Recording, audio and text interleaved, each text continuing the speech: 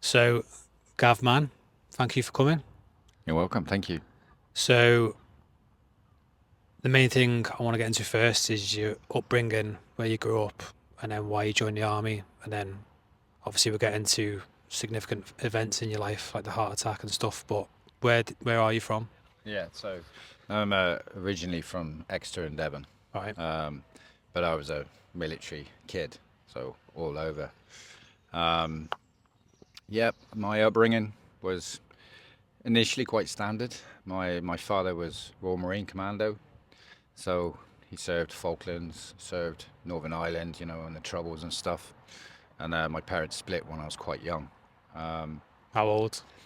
Hard to say because my memory. So I would say I was about 4 or 5. And then we went through, my sister and I, our sister's a couple of years younger than me. Uh, my mother, when they split up, started living her life again. And it turned out that she'd left us on our own, you know, in the house. And it was only because my sister was ill, she couldn't get out of her room. So we went into foster care, and she disappeared. My dad couldn't take us on because he was, serving in the military and always deploying. So we ended up in foster care for, I think it was about 3 years. And then my mother had come back on the scene, remarried. My stepfather, awesome bloke as well. He was ex-SF. So, and then when we were released from there, we went to Germany and lived in Germany, I think for about a year. And we bounced around. He was in the Royal Signals. We bounced around. And then we came back to Exeter. And my teenage years were in Exeter up until I joined the military. But yeah, that bouncing around definitely paid an impact on sort of the academia side because I didn't do massively well at school and I had undiagnosed sort of dyslexia. But like our generation, it's kind of a just crack on and Yeah, get by. it wasn't out, was it? I don't think anyone would notice in my current world that I have it. But yeah, What eh, did you find with the bouncing rounds, trying to fit in each time, or? tricky. And my sister found it harder when we were in Germany. Even though it was a English speaking school, I think it had a bigger impact on her. But yeah, it was hard because you just as you made friends and settled down, you were moving again. So yeah, it was challenging. Even when we settled back in Exeter, you always felt, like all your mates had known each other since first school in the football team, the rugby team. They'd all known each other for years, and you kind of accepted in, but you know that you're not. But one advantage from it was meant that I can do that now. I can pack my kit, move overseas, and settle in. So the bonus side of it is I learned how to adapt, settle, Yeah. make my own wherever it needs to be. Hence what happened with me moving to Ireland, which we'll talk about later. Yeah, you can fit into any social group as well, can't you? You got the Absolutely. tools. What were your Yeah. tools for fitting in? I, Because I, I only say because I moved around a lot. yeah, It was very similar. yeah. I've got like a little set of tool. What was your Uh, go-to to get friends to feel? You know what I mean? well, yeah. First, well, each one, I would say each situation was different, but the key thing was for me, was just to watch, understand what's going on around me, right? Where do I want to be? And it's terrible, almost like a chameleon, like adapting to the environment and use my strengths to fit in, so to speak. Yeah, because Which, you don't want to get bullied, do you? You're trying to yeah, not be bullied yeah, as well, exactly. aren't You you? want to go unnoticed, but you also want to stand out. But like, I think that was a huge benefit for like the military days and the surveillance side of things. So I see it as a negative in the earlier days, but that was a long time ago, and it's given me a level of being able to adapt to almost any situation, which I think a lot of people don't have, and I Yeah. think it's a golden nugget. So it's a high five, really. Yeah, I understand. Yeah. So you were in care. How long were you in care then? 3 years I think initially for years I thought it was only 2, but it turned out it was like 3 years in care. Yeah, from age 5. around that. I don't know exactly because Yeah. I've never seen the paperwork. Yeah. To say where it was. It felt a lot longer. Yeah. You got any memories of it or? Yeah, yeah, because the family were a Catholic family, so we went to a Catholic church school. So that was a huge shock for Claire and I. Were you together then? Yeah, we were kept together, and there was another two girls, and then the foster families, kids themselves. I wouldn't. It wasn't great, because there's a lot of confusion there, and it creates issues on the character. But I don't know if my mind has just decided to leave it be. Yeah. I have some memories, but really quite sparse, Yeah. So yeah, there's nothing major there. Right. And then, so you joined the army from were you 16 you joined, didn't you? Yeah, literally, our birthday's the 5th of August. I joined the 9th of September. I was literally 9th of September, what year? 96. 96. Yeah, so for me personally, I wasn't. All my friends at school and stuff, well, they were clever people. They were all decided what they were going to do at college, and I kind of wanted to get away from my family. We didn't live in a great estate. There was always problems there. I had some okay friends. I had one really good friend, but I didn't feel like going to college was for me. And with the military background, it felt like it was going to be, but I was trying to avoid it in my head. But then, it sounds cheesy, there was this sense of duty underlying in me. So, like, I was playing football or rugby, I'd always try and be captain or be someone who's involved who can make a difference. And yeah, I felt a sense of, I don't know, patriotism, honor. I felt like it was the right thing to do, and so at least say I served my country. So it was quite funny because I when I went in and did all the assessments, the barb test, and I did brilliant on the fitness and stuff like that, but I didn't get my 4 Cs for carpentry. But it turned out I did. They let me in, and there was a lad at my Exeter rugby club, different culture, but he was also joining. We just happened to move, and he come to me at training, and he was like, "Gav, they've been looking for you," and I was like, "What are you talking about?" He's like, "Oh, you've got in." So I literally went straight to the careers office, did my oath of allegiance, and it was like a week later, Yeah. I was in. 16. Yeah. So what was it? It was different then, wasn't it? What were you doing then? As What was in, the path? so the path, Basic training straight yeah. away? So I think the path has been the same, but where they've done it. So you can join the military at a young age, at 16, but it's classed as well, it was when I was there as an apprentice. Yeah. So you're not classed as officially a soldier, and it doesn't go in your time, but you spend a year and a half doing what lads do in 10 weeks, which was a bit of stigma when you joined, or you're an apprentice. But I haven't, without a doubt, the apprentices were solid good because they had more time to chew over what they're being taught. Yeah. You had more time to get good at stuff that you weren't good at, So, yeah, I joined 96 and then did my basic training. I think it was like 9-10 months, and then and then combat engineering basic that everyone had to do. Yeah. Which I loved. I loved all that, blowing stuff up and building stuff. And then went to Chatham and did my carpenter's course. And then I thought I'd be good at carpentry. I was 62% pass. I got my qualification, so I can hang a door, but I wouldn't be first choice. And one thing that stood out, I was fit. I trained hard in the military, and my expectations of the military were exaggerated. I thought it was much harder than I thought it would be. So, I was like, I've got to do something more than just standard regular, soldier. So I spoke to my family, and they said, no, you're too young. So I was like, okay, I'm going to do it. So because of the commando side of it, I loved the history that I'd been taught by my real father. So it was a natural progression, and then you see all the commando lads walking around, and you're like, I want to be like him. Like Yeah. we were saying about Yeah. some of the people, you're like, oh, that's the epitome of what I'm looking for. So I was young. I can't remember, probably 18. Went and down, did the all arms commando course, which at the time was the hardest thing I'd ever done. It was, incredibly hard work to pass and join the squadron, to find out that you're nobody. You are literally the bottom of the pecking order and stuff. But I loved 5-9. Yeah.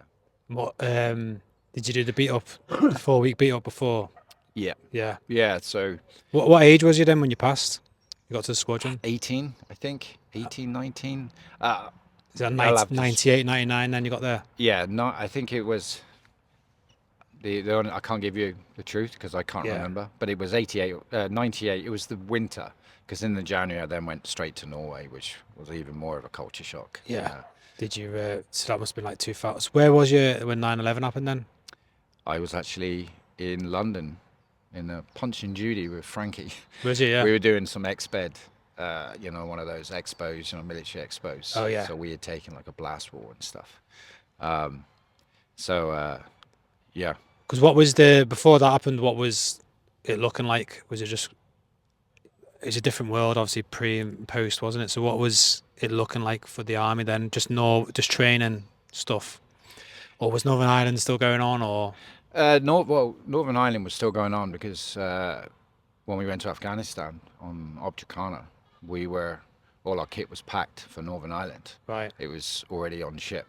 Right. And then Afghan kicked off and everything was rediverted.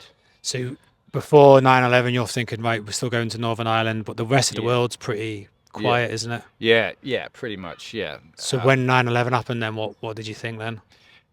You just knew. You Yeah. knew that we were going to be busy, and I wasn't one of those guys who joined up, to have a career as a carpenter. I wanted to serve frontline. Yeah. So I don't know if you remember, we were like school kids. Are we going? Are we not? Are we going? And you remember like the quick rapid force. On 10 hours notice to move. Going to Bryce Norton because something happened. In Africa or something. That was what I was excited for. So I was pleased that we were being rediverted. How long after 9/11 then did that? What's it called? Objecata. Objecana. How long was that? That was 2000. 2000. So first Iraq was 2003, I think. So Yeah. 2002. 2002. March 2000. I think March 2002. So from that point then, was it just scaling up training before anything happened? So all the pre-deployment training was all more for Northern Ireland, and then it completely turned on its head. But it was a really quick turnaround. Was it? We were overseas straight away, and then it was kind of, acclimatization training, but then training. What was the mission then? Was it?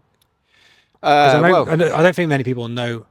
I remember it, but I don't think people really know. I genuinely, I remember bits, and I would say almost the propaganda that was delivered to us to inspire us. But my understanding was we were going to hit the mountains and find munitions, stop transportation and use of anything that was out in the mountains. Of the Taliban or of Al Qaeda or what? It was the Taliban. Yeah. Were you not looking for Bin Laden as well? No. No. Nothing to do with that. Not that we were doing. No. Right. I don't know what anyone else was doing. But Yeah. you know what? As soon as we flew in, it was straight into, once we were ready, straight into the mountains, start clearing the mountains, The cave systems. finding the caves, searching the caves, because we were making new protocols, SOPs for cave clearing, and we were doing it through trial and error. So we went from like a grappling hook on string to using like silly string, the party string for trip wires, and we were trying out laser pens and stuff, and the whole cave clearance SOP was through trial and error from when we were there, before we actually went into the mountains. Really? And one of the hardest physical things I've done in my life was Because you were on foot, weren't you? Yeah, it was just altitude sickness as well. Altitude. I was a smoker, and it didn't hit me like it did the fit lads. Yeah. So when we hit the mountains, and we were carrying like 10, 12 stone on our backs, not many people could get off that Bergen off their back. Onto their back. It was buddy, because it was just, you didn't have much for your own, and because of resupply, it would be like 4 days of water, 4 days of food, munitions, explosives, and I had a shotgun, pistol, and my, standard SA-80. So you got all the munition for that. It was really tough going, and the altitude sickness. You could walk 10 meters and it felt like 200 or 300. Yeah. It was tough going, physically, and it was. Did you find anything in the caves, or Oh yeah, we found loads of stuff. Yeah, what was it mainly? munitions, and it was a real mixture of stuff. But you know, in my head, we were finding the stuff that we were hoping to find, which is caches of Yeah.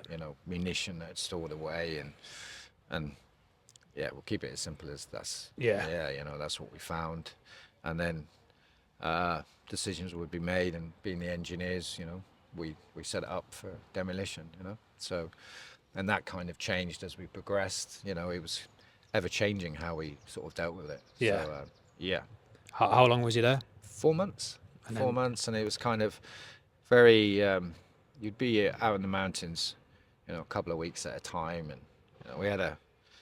Sometimes it would be like quick, right, get in the helicopter.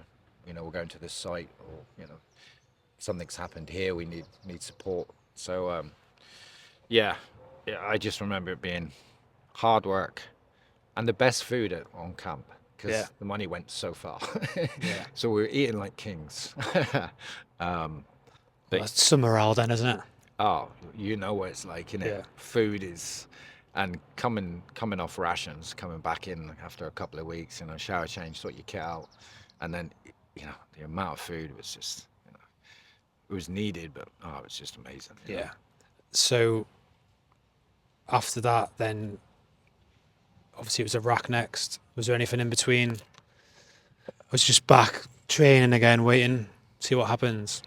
Yeah, I can't remember if there was anything in between, but as in, it was a busy couple of years. Yeah, the next year, obviously, we went in Optelic, so first sort of British wave In the invasion, wasn't it, as well? Yeah, the invasion. So we went to Kuwait, and same again. Went to Kuwait, set up base, set up site, in-house training, acclimatization, and yeah, that was a real culture shock for a lot of us. I don't know if you remember the first night, the helicopter that went down. Yeah. I mean, we were all in different chalks that night, as in queues. Yeah. For the helicopters, and it all changed to do with who was taking us in, Yeah. which changed everything. So, Because that was it 2 helicopters or 1? I think it was 2 that were shot at, but we lost a lot of guys. A lot of Royal Marines, wasn't it? Yeah, recce and stuff like that, and we're close friends with a lot of the squadron lads and Yeah. stuff. So it was a huge eye opener to what And we this were was the going first to. day going in, yeah. Yeah, we hadn't even put boots. We weren't even there. It was Yeah. like, which People have already passed. That is a mental yeah, change. huge mental challenge for everybody, whatever mental state you were in. It could have saved lives in many ways. Your apprehension of going in. Everyone was at max alertness, Yeah. ready to go. So yeah, same again. Iraq was busy. What was you doing there then? Because Uh, when I went, we were broken down into pairs into a section, and then we were doing the explosive entries. But were you in cities there or what? Yeah, now I Com- can't give you names because I genuinely, if someone shows me, I'd be like, yeah, that's what it's called. Yeah. Like because I remember that being a place, but it was basically clearance, and they say explosive entry, like Saddam's palace and stuff like that. Took out, every part of the military claimed to have Been in broken through there. His palace, yeah. You're like, when you see, I remember people saying about things being ripped down, like monuments and stuff. That's when we were in his palace, Yeah. and Has he got multiple palaces then, or is it just one? I think he did. Yeah. I think, but this one was kind of around that time of pulling down the regime. That was that statue like that. Yeah, and all of You it. just stood round then watching that, was you? No. It was in the area. We were, Yeah. busy up the way, but yeah, it was a real a mixture of what we were getting up to, but it was supporting the Royal Marines and what their tasks were doing. So clearing areas, moving forward. I know, like, I'm sure the airborne lads were clear. Like their challenge was poppy fields and the not poppy fields, sorry, the oil. Yeah, You know. securing oil sites and all that. Yeah. What were So you thinking at the time, and then what do you think now? What was your mindset at the time? I think a lot of us military, like I was saying about what we were being told, what was being fed in the newspapers, and I mean, I was 22, 23. You know, I was given the opportunity to serve and feel righteous, but you know, we were kind of a lot of OPSENC, especially, you know, in Kuwait, we had nothing. We had like 2 sat phones between the whole squadron. So you don't really, you know, everything's delayed. We went, as I know that most of the lads with me as well, went with the right intention, a good mindset that we were making a difference, you know, challenging a regime, so to speak. Since a lot of people died for what? It'd Yeah, be what I say. yeah, You know, we lost brothers and, you know, yeah. At the time, you know, we thought we were doing the right thing, but looking back and now seeing what's come out, you know, sort of the political side of things, you know, like, did we go for the right reasons? there's a lot more questions, isn't there? Of course, yeah. And we were just nothing but pawns, young, eager pawns to do our bit for our country, you know? Yeah, yeah, it's true. So that was 2003. Yeah, yeah. You did 6 months or No, shorter or longer? I think it was again the same, 4 months. Really? Yeah, yeah. Getting a mixed Afghan and Iraq mixed up, but it's about the same time, same time out there. It wasn't 6 months, so I think it was 4 months that we were out there, and then we came back, and you just knew then this is what we were going to be doing for the next 10 years. Yeah, You know, the sense of it, wasn't it? It was a different. Like I say, it was a different world after them towers went down, wasn't it? absolutely, it changed everything. Yeah, yeah, and that for me was a real. What do I do now? I mean, I was going to be, you know, full term, you know, stay to the bitter end, stay in as long as I can. And I got married, as you know, and I had my firstborn one, uh, 2005. And it was kind of, I'd been at the squadron a long time, well, 5 years or 6 years or whatever it was. And they were like, you have to go to training reg. And I was at corporal at the time, and I was like, I'm not built for that world. I'm not built to play the political side of the military. I just, you know, because you remember the squadron was very, you know, they worked on what mattered, not Yeah, how you marched or whether you'd shaven. It was about making you the best soldier and the best person you could be. yeah, So I didn't want to go to that world, and they called my bluff, and I went to training reg to teach combat engineering phase 2, and I did my instructor's course, and if you come in the top 5, you get to pick where you teach. Unfortunately enough, I came 4th, which, you know, that's good enough for me, and picked where I was, Jib Barracks, which is where I had my basic training, my B3, my B1, and yeah, my last 2 years was at Jib Barracks, and I absolutely loved it. I really didn't think I would, you know, teaching, being in that environment wasn't so great, but being able to teach, okay, this is the official way, okay, pass your test, right, gather in, this is how we did it in Afghanistan, this is how we did stuff in Bosnia, yeah. this is how this works in Iraq, you know, just giving them that extra uh, e- stories, I think made what they had taught stick, Oh, because they've seen a real application of where it's been used. yeah. There'll be people you've influenced from that Yeah, who would appreciate it. I'd like to think so. And at that point, like, you know, young, married, a kid, you know, it was like, do I want to be going to the Middle East for the next 10 years? You know, obviously, we all know the impact of what, you know, those trips did to, you know, to us. So I was like, I want to be there for my daughter at the time. I had 2, but at the time, just Olivia. So I thought, okay, you know, 12 years. It's a good point to get out. Done my stint, you know. and move on. Move on to something different. So before we get there, did you say you went to Bosnia as well? Yes, I went to Bosnia straight after. So Norway, passed my course, went to Norway, and then to Bosnia. What was you doing out there? Bosnia was more of a construction peacekeeping role. So I was there only for the 3 of the 6-month tour, and primarily we were building like shelters. We built a bridge that both sides were fighting over, and we got first time we got shot at was actually in Bosnia. Yeah. Nowhere close, nothing you could feel.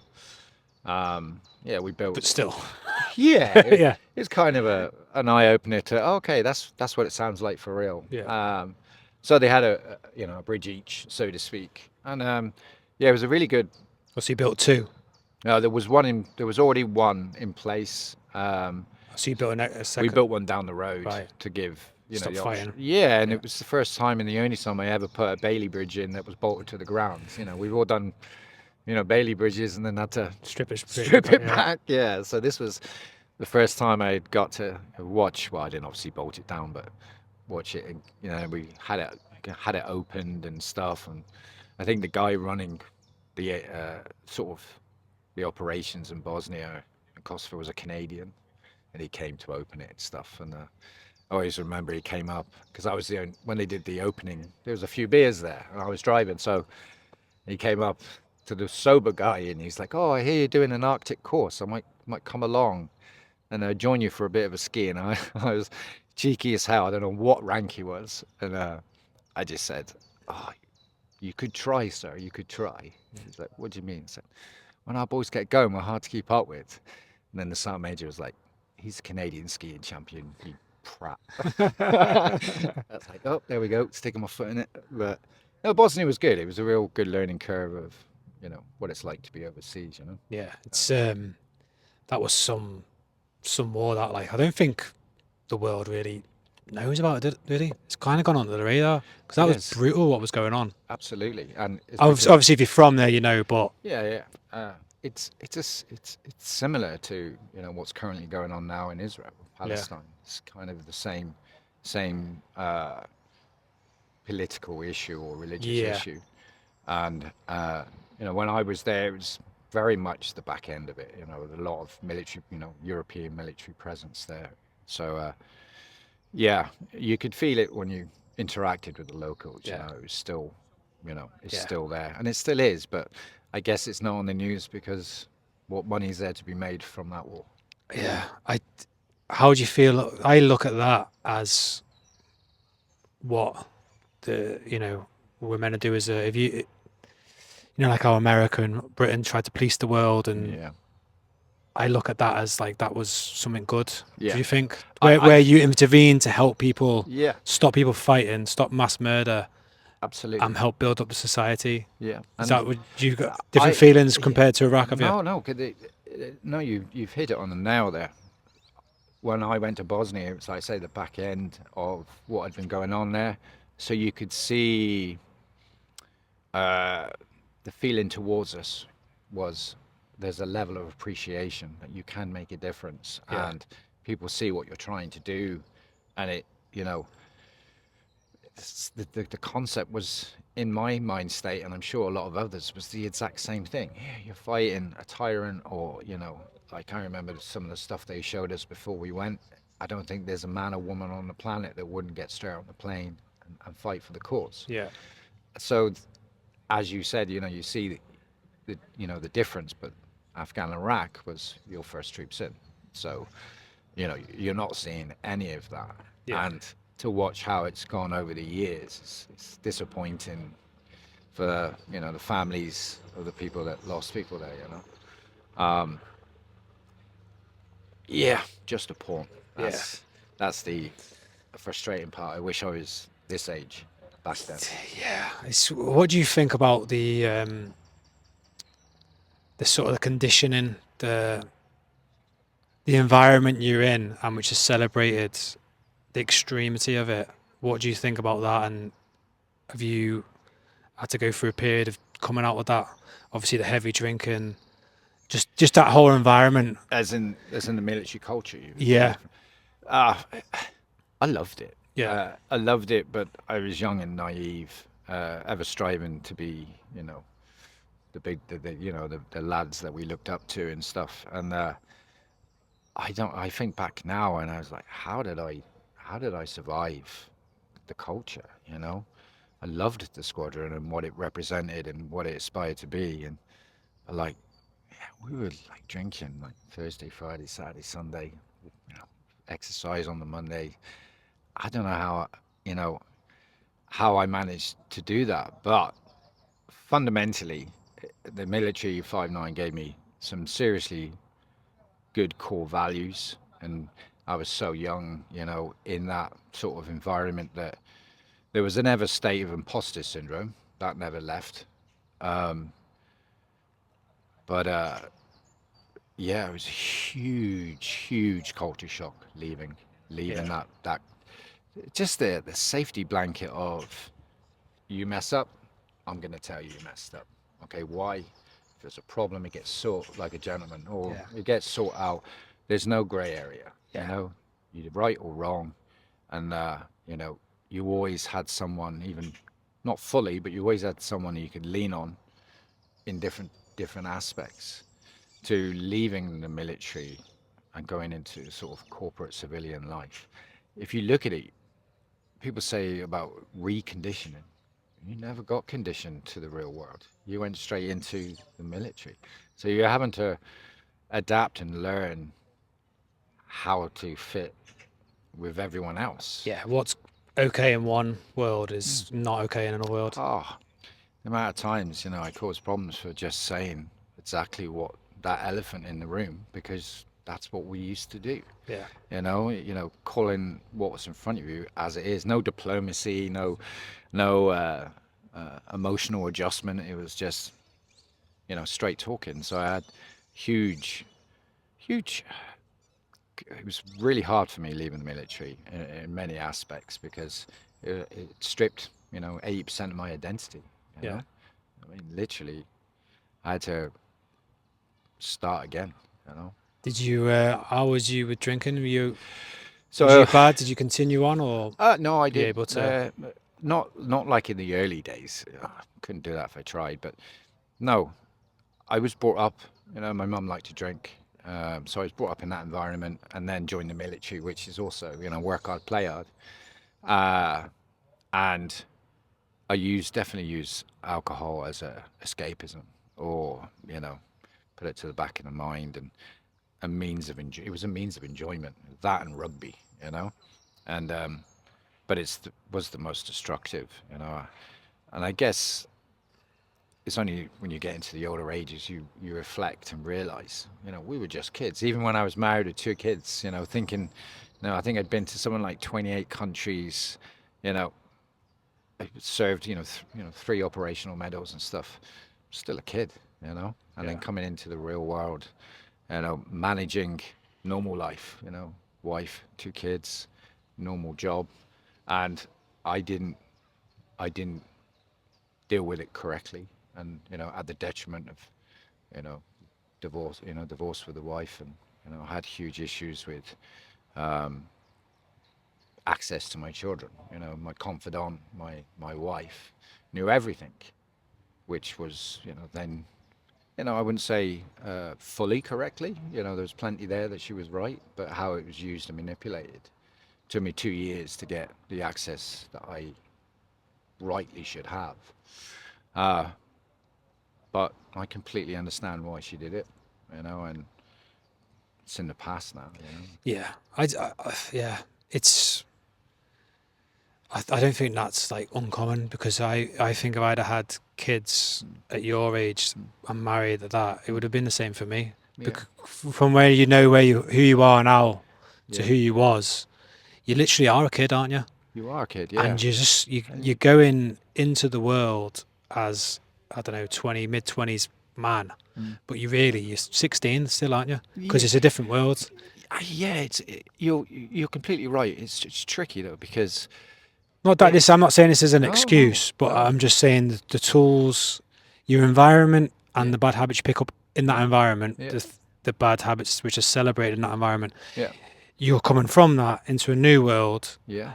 with them bad habits. Yeah. It's not cohesive with a family environment, is what I'm going to say. No, I take my hats off to you know, the wives of any kind of military, because they have to put up with a lot.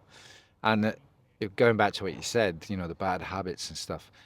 I guess that the time that you serve in the military, you live a life. I've nearly died 9 times, and half of those was when I was younger. And you don't think you're not a kid because you've witnessed what you've witnessed. You witness stuff that people will never see, will never, you know, experience, fortunately, but you still crack on. You know, and you're at a young age, but you don't think you are. It's only time, more time and experience. And I'm 44 now, and I reckon up until my heart attack, I was probably still a bit childish. It was, you know, such a profound experience that literally opened my eyes to, well, I was completely blinded, you know, to how and what it's all about, you know, life. Yeah.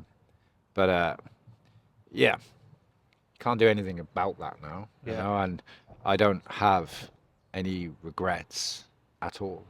It is what it is. It's what happened, you know.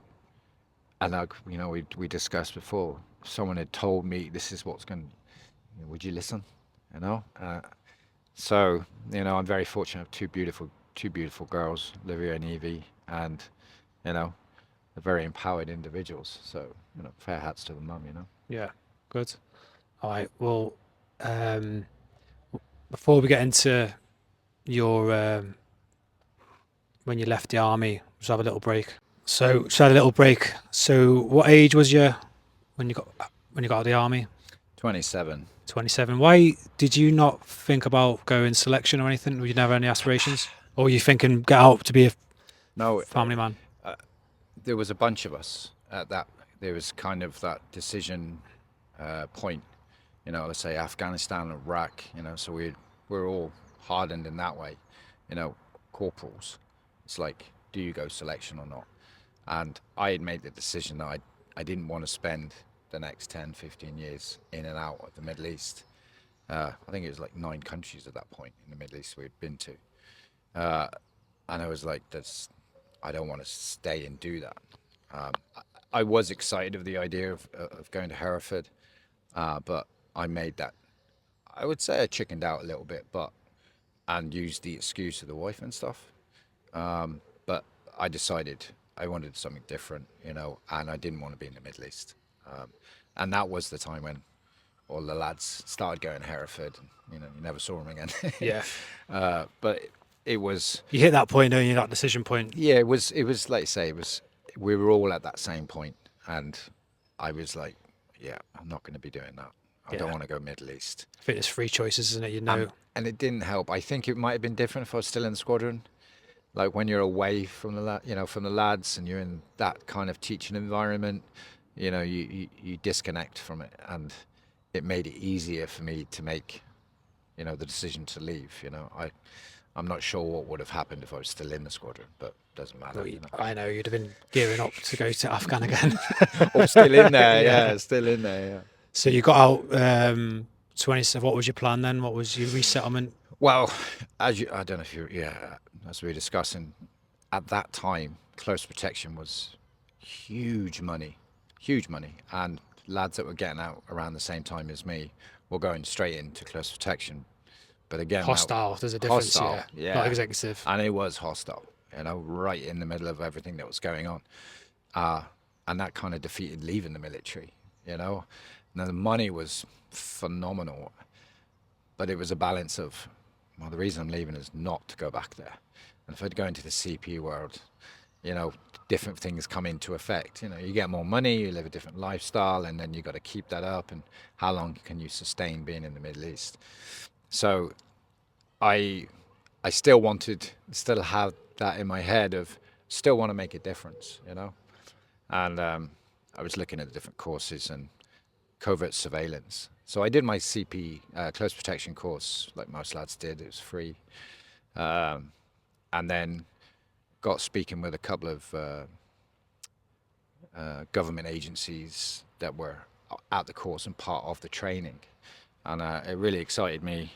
But then in the end, I went into sort of the commercial world of covert surveillance. And I didn't know if I'd be any good at it, but it was my calling.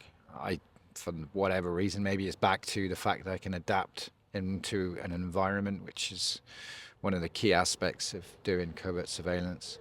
That, yeah, I was like a duck on water. Well, no, that's the wrong phrase. You know, I was very good at it. Yeah. And yeah, that was me then. So you started on that path straight away then, did you? Yeah. So I did look at other options.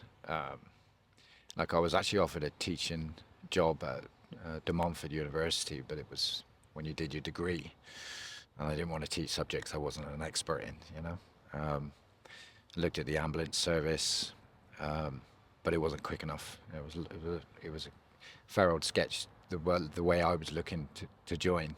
So yeah, I just stayed with the surveillance, and pretty much up until a year or so after the heart attack, it was off and on doing different forms of covert surveillance. So what was you? So you married with one child when you first got out then? Yeah, in 2007. Actually, hang on, let's get this right. So Well, don't you have to worry about Olivia and Evie. So Evie was 2008. So yeah, I had So- two kids I had 2 kids on on the belt. And my then first you, year, yeah. I know your surveillance company went successful, and you had. Well, for years I worked for the corporate company and like the bread and butter stuff, and then I got into some really interesting, high profile stuff, and then went went started running my own company, doing sort of that kind of thing, which was great fun, but it's also a bit of a single man's job, because you get called for a job a couple of days and you could be away for 8-10 days. If the person that you're following decides to get on a plane, you're off. There's you're trying to get to the same place as them. So I loved it. It's a lot of hard work. Yeah. A lot of hard work, but it was just something that I adapted to really well. What was how did your first marriage start to break down then? The first marriage was literally fell apart after leaving the military, and So it a lot started of- to fall away then, was it then? yeah, very much so, because I really struggled to fit into the real world, how things are run. Struggled being a husband. The responsibility. Well, I wouldn't say responsibilities. The standard stuff for everyone, but at that time, the mindset I had then was, it's very mundane. It's, I didn't approach it the right way. I think you're kind of selfish when you're in the military as well, aren't you? You are. It's all Yeah, about you, isn't it? absolutely. Yeah, absolutely. And you have no choice as an excuse. But there's plenty of times where, okay, so and so trip's going there, they need more blokes. I was always sticking my hand out. Yeah. Irrelevant of my ex-wife. So yeah, I really struggled, and dealing with stuff that had happened in the military. You kind of try and cope and manage it. I was using rugby, and it was a good outlet, but yeah, I didn't deal with it right at all. And the demise of my marriage was has to be down to my actions. Yeah. I didn't deal with the things right, and I guess that's just the way it went in the end. Yeah. So then, as that was going on, were you staying in surveillance then? Yeah. You're still in London area? Yeah. Where you living? So we, the ex-wife is from sort of the Midlands, Coventry area. So we moved back to near her family and stuff, and it was kind of like, if she's close with family, that can help whilst I'm away down in London, or away overseas and stuff. But yeah, like I said, early starts, late finishes. It's not a regular 9-to-5 job, which is would have been perfect for the marriage, but not for me. I still needed that challenge, that sense of I'm still making a difference. But yeah. Where did you go from there then? What was your sort of course, your life to get to where you are now? Because I don't know. I know where you live now, but I don't know sort of how you got between. Yeah, so I live in Ireland. I had, like I said, done the corporate like surveillance world and then went self-employed for a while. Had a break. I did 2 years landscaping because it's quite intense and surveillance, and I've done bits and pieces here and there, but predominantly I've done covert surveillance. And I was back with the company I started with, and we had teams in Northern Ireland, but Northern Ireland is easily one of the hardest places in the world to do covert surveillance, just due to the nature of, the history there and the troubles and stuff. And they offered me a sabbatical. The teams weren't getting money because of the nature of it, so they asked me to go over, upskill, train, recruit, and get the stats up, get the money coming back into the company, uh, which was, at the time I had a girlfriend and stuff, but I was just like, this is a great challenge. It was almost like call your bluff. You think you're good? This is something that will prove that you're good. So I agreed, moved over to Belfast, and succeeded. The lads had gone through a lot there. Doesn't matter which estate you were going into or whatever your opinion was. It's an environment of high awareness of everything around you. So yeah, very, very, very stressful, um, but turned it around up there. And then I found out that the company had just bought out a company in the Republic, and they asked me would I go down and help out, help change policies and all that stuff, and make sure that people are doing stuff correctly, because there's many, many naughty ways of doing the job. And then they fitted in down there. Then they offered me, double wage, and to stay. So I've been there now 7 years, 8 years. Right. So yeah, but I obviously retired, almost retired, a year or so after my heart attack, because it's incredibly stressful job, and your priorities change after stuff like that. So let's get into that then. So how long ago was that? So you're in Ireland now. You're doing surveillance. You're got a girlfriend or Yeah, I had a married girl, or yeah, what? I had a lady at the time. Yeah, it was. You're living in Ireland. I'm living in Ireland. I had a beautiful house right out in the middle of nowhere. It was picturesque. I couldn't ask for a nicer place. And at the How old were you? 39. So you're 39, living Yeah. out there, and then so lead us up to. I know it happened at the night. So what about the day? What was your day like before it happened? Was there any signs or? Yeah, signs. So it had been a particular intense week. I had to give evidence in court on a high-profile case, which went really well.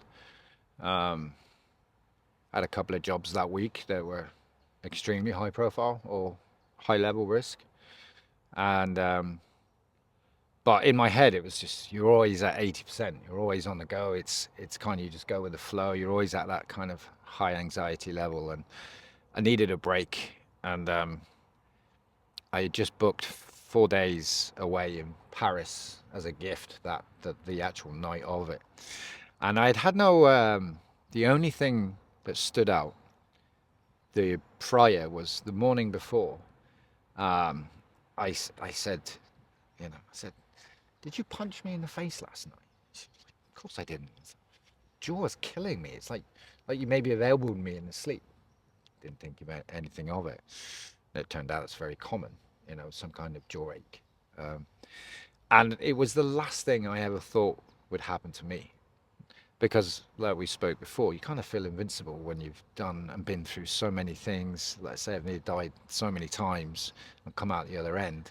You kind of feel like you're strong, And so went to bed early because I was up early, and yeah, it all fell apart. I was asleep, and I don't know what time it was. I woke up. I instantly knew,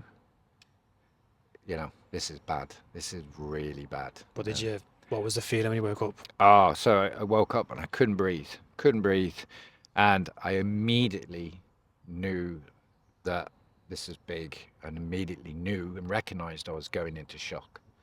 So I said to my lady at the time, I said, get outside and call an ambulance right now. You know, she was all panicky and, you know, not one of those people that probably, you know, used to any kind of, that kind of situation. I says, get dressed, grab your phone. I was trying to say it, I couldn't really talk. Get in, call an ambulance. And then I went straight into the toilet and, you know, dealt with the shock side of things. And then I was on my hands and knees. I could not breathe, and all I could do was growl. The only way I could breathe was to growl outwards, because Was it feeling like you're drowning or that type of? no, No. just it's not working.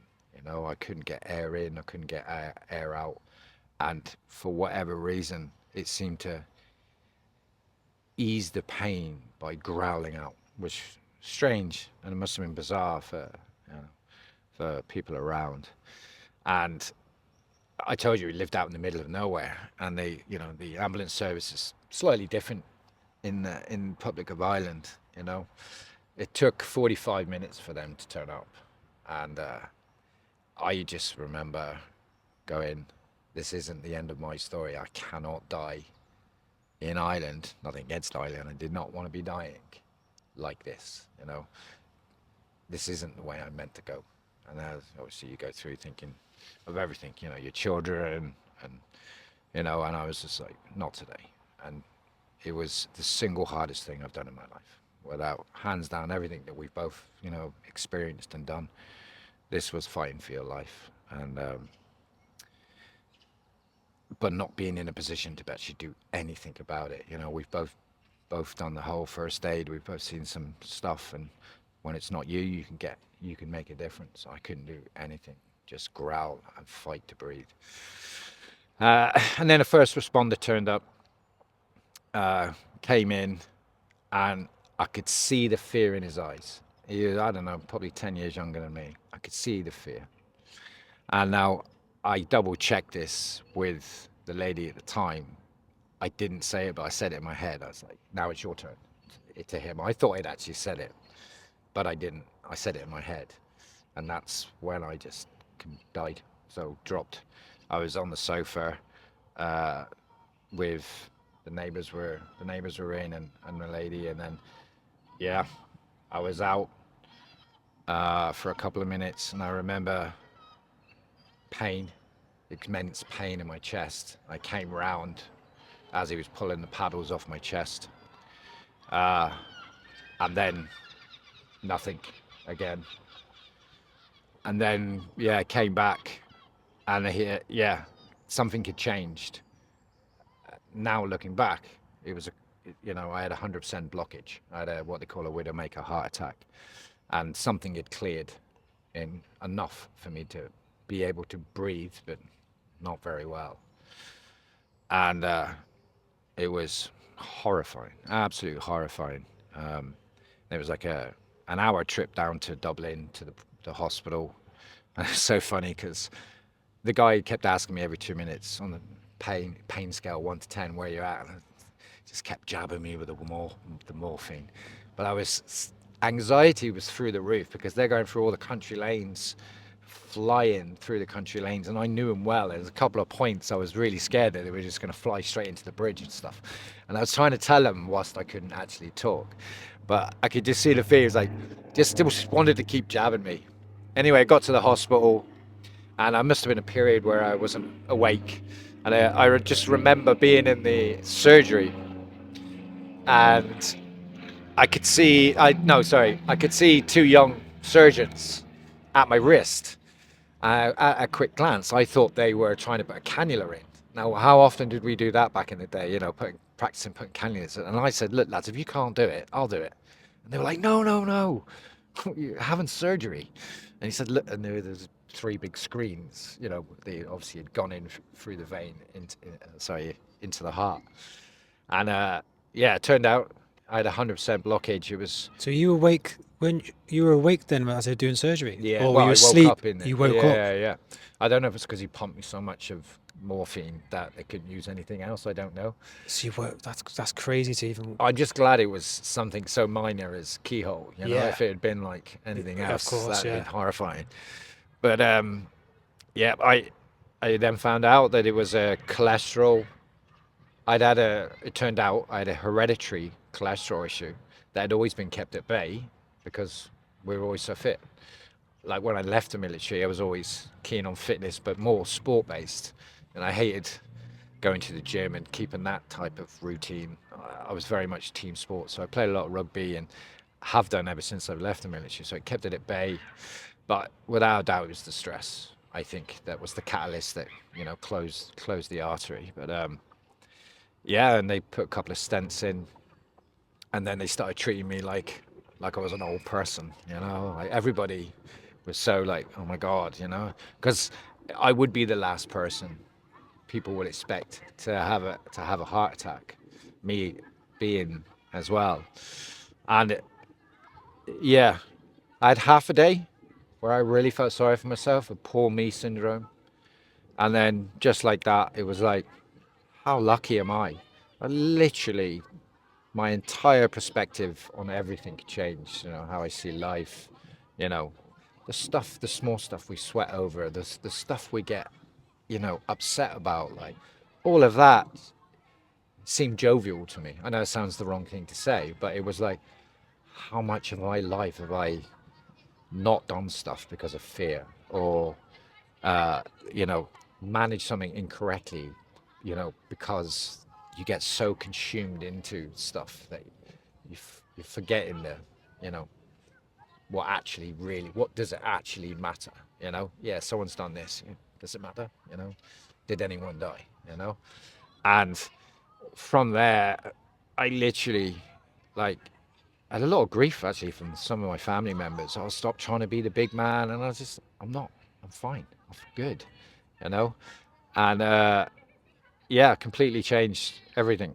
My perspective, my goals, um, the mental health was the biggest. It's like, right, at some point you're gonna have to move on from some of this stuff. So I didn't go to therapy because I tried it once or twice, but I don't know how you feel, but like it's like you don't want to say too much because they will either don't understand, because I remember like in the younger days you see your school friends and you tell them some of the stories, they look at you like you're lying because it was such extreme scenarios.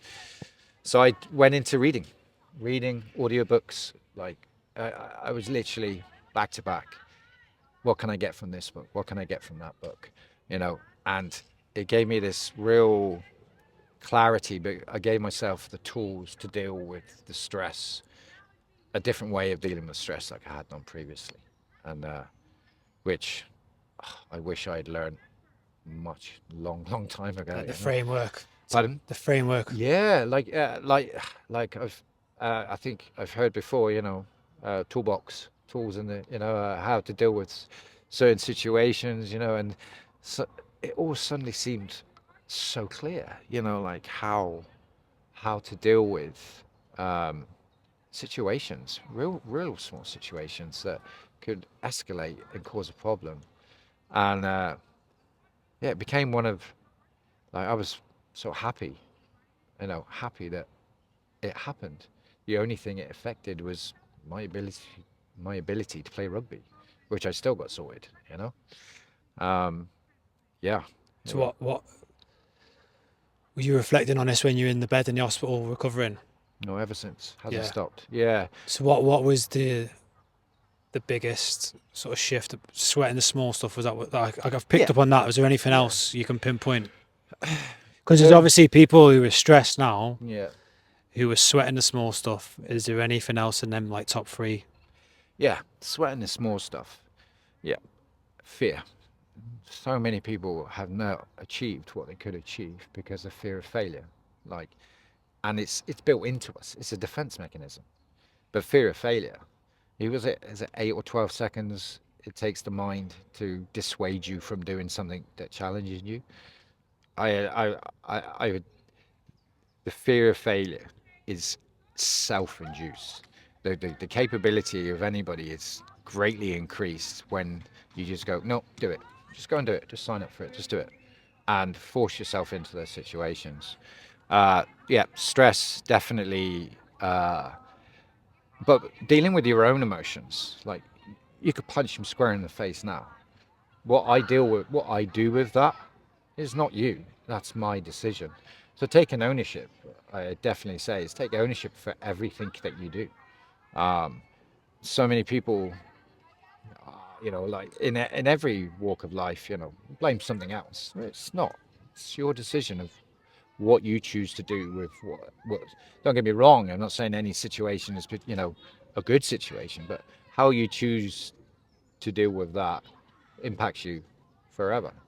And yeah, and good habits is the other thing. Have you ever read the book is it Atomic Habits? It's really small. It's not. Tim Ferriss, is it? Yeah, I Is think it him? so. And it's such an easy tool. I read the whole book, and it's the simple thing is, okay, write a list of things you want to change. Start off with the small stuff. I created like a calendar, a tick box, so 4 or 5 things. Do it every day for a month. Okay, take that one off. It's now, your way you do things. Yeah. And for me, it was things like literally uh, being grateful, drinking water, making sure, pay it forward. Do one good deed every day. And one good deed, doesn't matter who it's to or why it is, just do one good deed. And, you know, uh, that really had a huge impact because now it's an easy tool to use. When you see yourself, I haven't done exercise for a week. All right, let's get that on the list. Right, let's get back to doing that. But I'm very fortunate because I look at life in a different way, um, more of a gratitude, you know. Always felt like, oh, you had hard times, you've had tough things on your life. So do most people. It's relative to everybody. So, yeah, gratitude, don't sweat the small stuff. And that famous quote, I'm not sure who said it. I always say it to myself when I let my guard down and get stressed is this too shall pass. Yeah. It sticks with me. It's a phenomenal saying. I've heard a couple of, I think that was it. Is it Franklin? No, I can't remember who said it, but it's true. This, you think you might be in the wars and, it will pass and there will be an experience that you've learned from. But yeah, I was very fortunate in many ways to have had that heart attack because I now know exactly who I am. Yeah. Us men, particularly, have this. Uh, I've seen it in many guys. They act out and do a lot of things because they think it's manly. I think now I know exactly who I am. So there's no ego. There's no trying to impress as such. Is it's very comforting to know who you are Yeah. inside and out. Yeah. So that's definitely one of those very fortunate that I have something that many I say men particularly because it's kind of the ego thing. I know exactly who I am, Yeah. good and bad, and we spend our entire lives trying to figure that one out. Yeah. Yeah. Yeah. It's wild. Not many people. I mean, I can't imagine many people have hit that junction, survived it, and then even at a young age as well. Yeah. Oh, Do you know yeah. what I mean? Like, there's a lot of people who may have done it when they're older, but to be 39 and hit that point and make a change it's not common. That. It's hard. It is hard, and like I say, the lucky thing is that it happened. All it did was, things change as you get older, but mine was accelerated with this.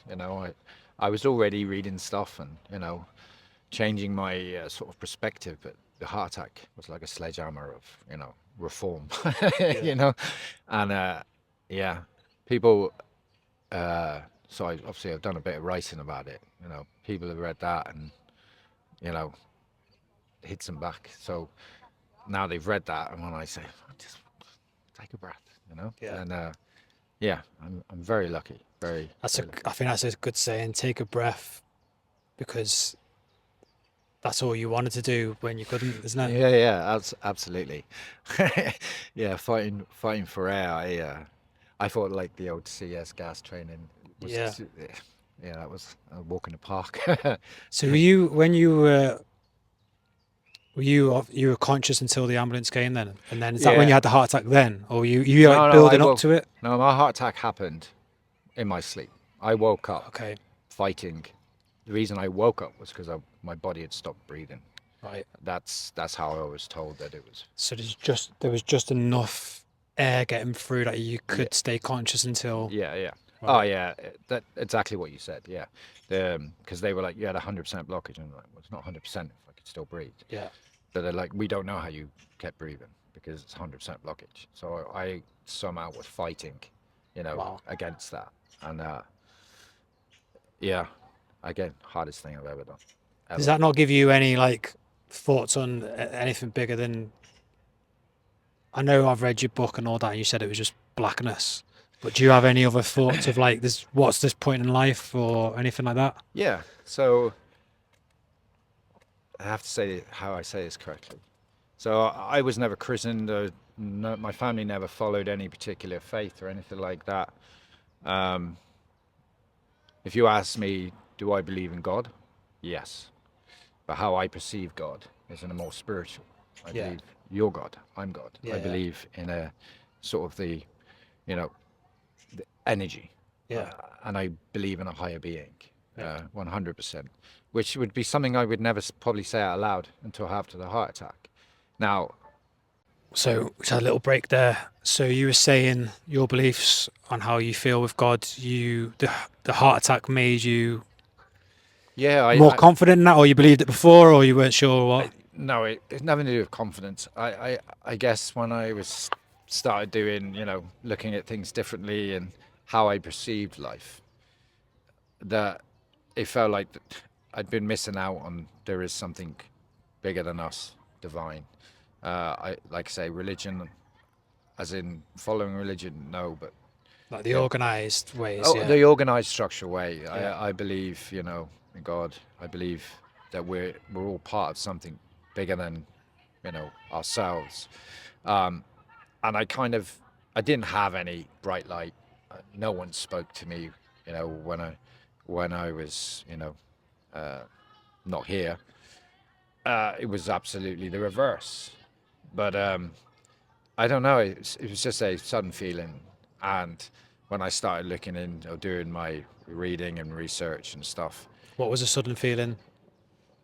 happiness, actually. Yeah, like seeing the good. I guess the military, covert surveillance, watching bad people do bad things all the time. You see the worst in people and life, and in the military, that I started to see good in the world and started seeing it in a positive light. And This post heart attack. yeah, Yeah. yeah. Um, and yeah, I don't know, a sense of feeling. And when I started doing more research into like the universe, started, power of positive thinking and all of that, I've read many books and some books over and over to really hit home, but it's had a huge impact on how I perceive things. So uh, there's so much more I can do now with belief. So, like my gratitude process every day, I'm thanking God for a set of things. I'm talking to the universe on how I see and want to perceive my life. And I see that as God, Yeah. if that makes sense. No, I fully understand, yeah. Yeah. So did that process start straight away, or did that take your time then? Uh, It's still ongoing. I it was. suppose it's always ongoing. It's yeah, absolutely. Yeah, absolutely. It was small, bigger. It felt easier to make decisions. Things felt right. Uh, and the more and more I studied and really delved into it, it just seemed very much like common sense to me. And I feel like almost like a hood's been taken off my head. I wouldn't necessarily, I'm not a crazy person or anything, but how I see things is completely different to how I did before. And then on reflection of how I dealt with things before, not that I can change it, but I have what I have left now. and I'm lucky because not everyone gets the opportunity of a sledgehammer to really put some perspective, on my own actions and what I can do with my life. Do you think you have more clarity then? That's how Yeah, you see things. actually, it's just simpler. Yeah. Yeah, simpler. Uh, yeah, incredible clarity on. Suddenly my ego. I have no ego now.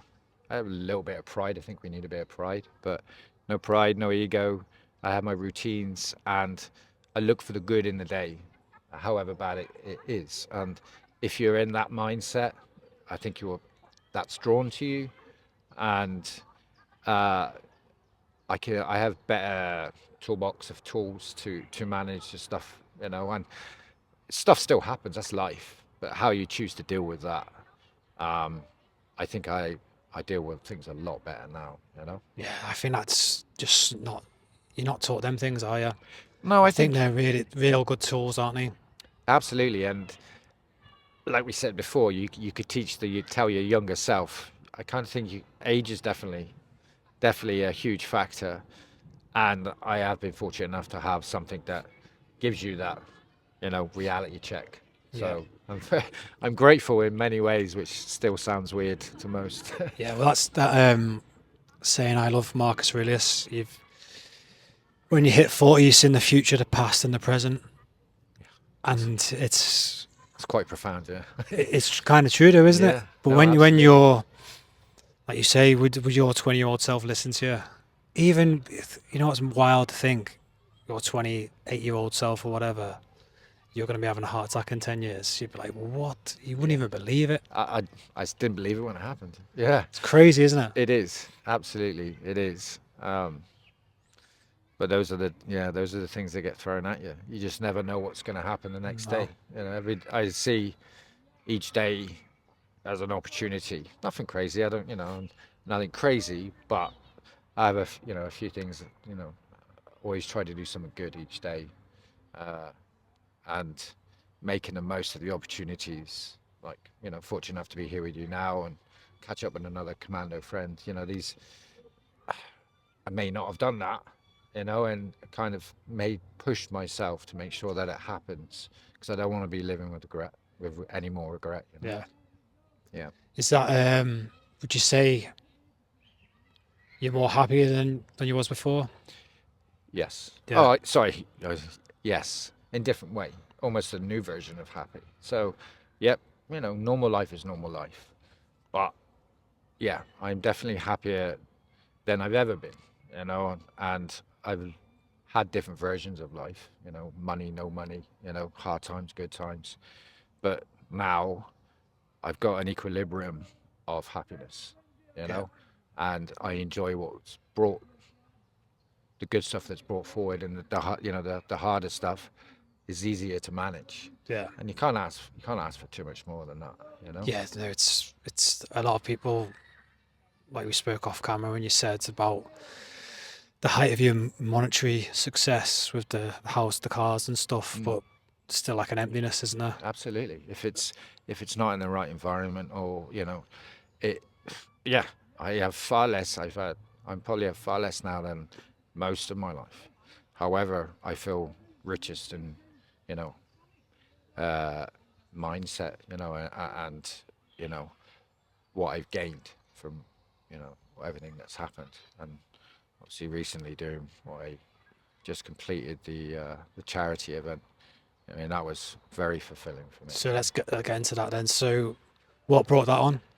So, What was the charity and what brought it on? so after the heart attack, I got fit again. Well, not fit, as fit as I could be, and then wanted to start raising money for the Irish Heart Foundation.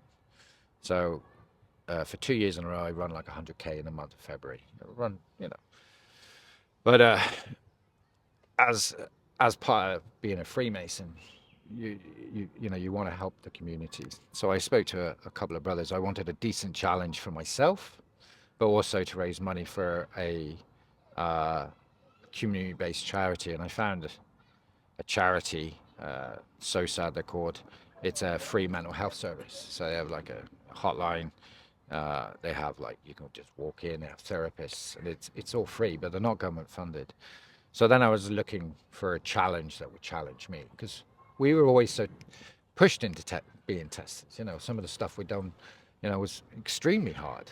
But to do it on your own for yourself, it's 10 times harder. Yeah, Or it's a fair point. even if I did it with someone else, it would have been much easier. So then I found the Island Way, which is a historic walk from West Cork, right down on the bottom, all the way up to Ballycastle in the north of Ireland. And it takes a 1,010 kilometer route. And it was brilliant, you know, great opportunity to test my mental robustness, my resilience, you know, all the stuff that we took for granted as young men. And the charity was like phenomenal. They really got on board. And yeah, um, oh, and the commando and me wanted to, you know, break the record. You know, they recommended 40 days. A couple had done it in 35 days, and I had 29 or no 30 days to get back to work. And yeah, so I was like, right, and avoided thinking about it. You know, the practicality of like, how am I going to survive? And like, just need food, water, somewhere to sleep, just crack on. So I just did the basic sort of admin side of things. I just straight down, didn't want to think about it, because you know what the mind can do. And I was very fortunate. It was I got to see the whole of Ireland that a lot of people will never, not even Irish people, have seen. And yeah, it did it in 28 days. And I wanted to also get that mental robustness back. So I decided no podcasts, not listening to you, no books, no music. I just wanted to fight the beast in the mind, because sometimes that voice in your head controls you. Yeah. And you should be running that. So, yeah, you know, So you just did it in silence then? yeah, absolutely. Yeah, obviously, I think I made videos at the start of the day, at the end of the day, and I was fortunate at the weekends and nearer to the end. You know, my lady was, you know, picking me up at the end of the day in my camper and stuff. But a lot of the time was just you, no phone signal, just in the country. You know, the map reading side of it wasn't particularly difficult. Just all I had to do was put one foot in front of the other. That's what I kept telling myself. Obviously, my age kind of came up of like, you know, it's quite a lot of mileage. You know, after about 10 or 15 days, after 4 hours of walking, it was like walking on stumps. You know, and I reminded myself I'm not in in my 20s anymore. But yeah, it was fantastic. You know, I was very lucky. You know, my work bent over backwards to give me the time off. The charity, you know, they did a lot of publicity, which was really cool. And my girlfriend was phenomenal support, you know. And yeah, it was a good test mentally and physically for me to go, yeah, I'm in a good place, you know. So yeah, raised 4,200 ish, but the Masonic, you know, they have a charity scheme, you know, where they double whatever we do as a lodge. So we're looking at literally 8 or 9 grand. Brilliant. Yeah, yeah, It's amazing, mate. Yeah. yeah. You know, obviously I did it for myself, but also for a charity, you know, to make a difference. You Yeah. know? It's a win-win, you know. Yeah. Everyone wins, because that'll go. What will that? That'll go quite far then for the charity. Yeah, They say. yeah. So mostly the volunteers, you know, they have their offices for, you know, so they have to man the offices, but they have the 24-hour hotline, they have the online sessions, they have the face-to-face, and you know that all costs money. You know, there's the fundraiser side. They're here, there, and everywhere. I mean, the guy that was looking after me, I was calling him my handler. You know, he has to come and see me. He's giving me, you know, the t-shirts and stuff. But what I loved about the charity is every person I met within the charity is humble. You can see without any conversation, you know, they're not there to profit. They're not there. They genuinely just want to help. Yeah. You know, anyone that needs the help. You know, dealing with anxiety, depression. You know, all of it, and they've just got it right. You know, Yeah. besides the sort of you know the funding as it stands. But Yeah. It's. I think it's nice to see it in within the community as well. I think a Yeah, lot. definitely. I think you can start off on something and you think worldwide, online. Yeah, I think we all do because we're so connected, but the community gets forgotten about, doesn't it? I feel Yeah, so. Starting where you are, yeah, people, you might help someone in the local, someone who works in the local supermarket, the petrol yeah, station, who you see but you don't know. That may yeah. help them, their cousin, their friend. You just don't know, and that's like the beauty of the exactly. community, isn't it? Yeah, it's giving back, and uh, what affirms what you're saying is at work. I put out a couple of posts, that I'm doing the event, and I was overwhelmed with some of the donations of people that I've known, for 2 or 3 years, on a professional basis, go messaging me saying it's a fantastic charity. I used it during COVID, and and men. Yeah, I loved that. I was like thrown back. Like to me, it was relatively new charity, as in, under, I didn't know them very well, yeah, and then to hear people come to me going, "Yeah, it's a great charity," yeah, and donating generously. It was really like, it's almost like uh, good to know that you picked the right bunch of people, yeah. It's amazing. from people that you don't know. So, and yeah, they've helped a lot of people. And I mean, I was saying, like, on my gratitude process each day, it just helps one person. If it saves one life, there you That's go. that's That's it. all. Yeah, That's it's it. literally all that matters, isn't it? Yeah, doesn't. Yeah, these professionals, they know what they're doing. If they can help just one person, then it's worth this kind of walk. Yeah, no, it's brilliant. Absolutely brilliant. So you were saying about the lodge. So we were speaking off camera, because you told me a little bit about it, Mm. but you saying, well, your opinion on it, or like Yeah, you, I think. your view on it, because I know I only know the conspiracies basically. Or the only other perspective I've got is a lot of people join just for the connections for work. But I've Yeah, never heard about the charitable side or the communities which you've mentioned. yeah. So, and if that's what's out there, that's what's out there. First of all, like, it was Commando Brothers that approached me about, after my heart attack, saying about Freemasonry, and yeah, if from my experience to date, is what it is for me is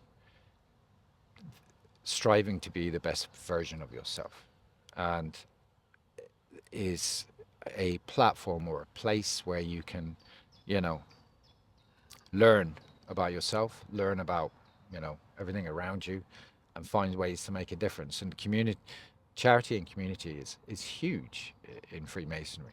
The difference is that we don't go around, you know, making sure everybody knows. It's Yeah. a lot of stuff that we do that goes unspoken. Well, there's one of the charities where I live, that we donate to and help with is teddy bears for all the kids in ICU and stuff. Everyone gets that's primarily funded by, Yeah. you know, they're good people, and I'm a very proud Mason, and this was one of the motivations as well. Is uh, we're encouraged to help in our communities, and this walk was me doing that. Yeah. But, yeah, there's a lot out there, and you could No, you no, could I get. spend days you could spend days talking about But this is the thing, though, as well. Like I said to you before about holding beliefs, which can hold you back as yeah, well.